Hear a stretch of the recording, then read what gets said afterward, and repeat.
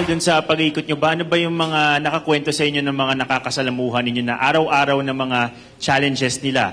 Hindi lamang yung, syempre, yung ina-address niyo yung usapin ng education. Pero ano pa yung ibang mga nasasama na rin doon sa kailangan yung tugunan dahil sa syempre ay ito ay function o ito ay resulta ng kahirapan?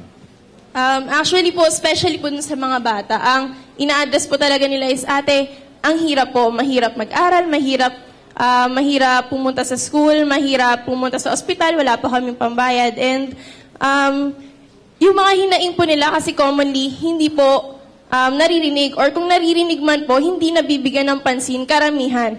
So kung willing po talaga tayong makatulong, gagawa po tayo ng paraan. Hindi natin iisipin na mahirap lang ako, na bata lang ako, estudyante lang ako. Kundi isipin mo, paano ba na yung mga hindrances or struggles ko ay ma-overcome ko para hindi lang matulungan yung sarili ko, kundi matulungan ko pa yung mas nangangailangan sa akin.